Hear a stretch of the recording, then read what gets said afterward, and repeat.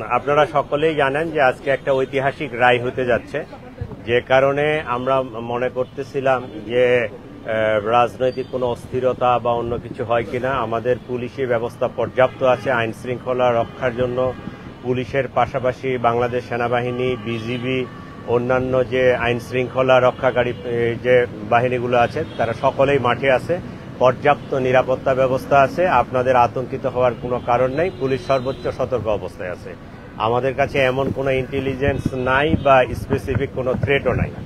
এটা দু একটা বিচ্ছিন্ন ঘটনা ঘটতেছে, আপনারা জানেন যে ওই যে মোটরসাইকেলে আসে মাইরে চলে যায়, এটা কিন্তু আসলে ওইভাবে আমি ওই থ্রেট মনে করি না। দু একটা ঘটনা ঘটবেই। ঢাকা শহর জানেন যে অনেক বড় একটা জনবসতি এলাকা, অনেক রাস্তাঘাট, অনেক কিছু। আমরা পুলিশ যথেষ্ট সতর্ক আছি, তারপরেও দু একটা ঘটনা ঘটে যাওয়াটা অস্বাভাবিক কিছু না, এটা ঘটতেই পারে। নগরবাসীর আতঙ্কের কোনো বিষয় নাই।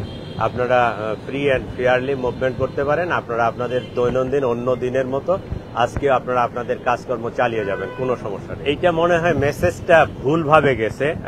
এই জিনিসটা হয়েছে যে কোনো অনাকাঙ্ক্ষিত পরিস্থিতি মোকাবেলার জন্য পুলিশকে আইনানুগভাবে যে ক্ষমতা দেওয়া আছে সেটা প্রয়োগ করার কথা বলা হয়েছে, এবং এটার সর্বোচ্চ স্তর হচ্ছে গুলি করা। সেটা কিন্তু একজন ওই যে ককটেল মারলেই দেখা মাত্রই গুলি করতে হবে, বিষয়টা এরকম না। এটা প্রাথমিক অনেকগুলো স্তর আছে। এই স্তরগুলো পেরিয়ে যে আইনানুগভাবে যে আমাদেরকে তিনটা ক্ষেত্র দিচ্ছে, সেটা হচ্ছে রাইট অফ প্রাইভেট ডিফেন্স, সেক্ষেত্রে গুলি করা যেতে পারে। একটা হচ্ছে আনলফুল অ্যাসেম্বলি ডিসপার্স করতে গুলি করা যেতে পারে। আর একটা হয়েছে যে যদি কোনো সাজাপ্রাপ্ত, যেমন মৃত্যুদণ্ড বা যাবজ্জীবন কারাদণ্ড প্রাপ্ত কোনো আসামি যদি তার গ্রেফতার করার জন্য, সে যদি তার গ্রেফতারকে এড়ানোর জন্য পালিয়ে যেতে চায় বা চলে যেতে চায়, তার এই গতিরোধ করার জন্য তাকে গুলি করা যেতে পারে।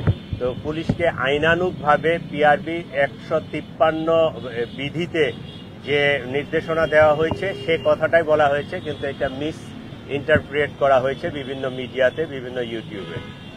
দেখলেই গুলি করা যাবে এরকম বিষয়টা না। আজকে শুধু পুলিশের পক্ষ থেকে অ্যারাউন্ড 15,000 কাজ করতেছি আমরা মাঠে, 15,000-এর মতো। এর বাহিরে বিজিবি আছে একটা উল্লেখযোগ্য সংখ্যক, র্যাব আছে, আর্মির টহল আছে, আপনারা দেখবেন সব জায়গায় আছে, সবাই আছে। আমরা সর্বোচ্চ সতর্ক অবস্থায় আছি। ধন্যবাদ সবাইকে।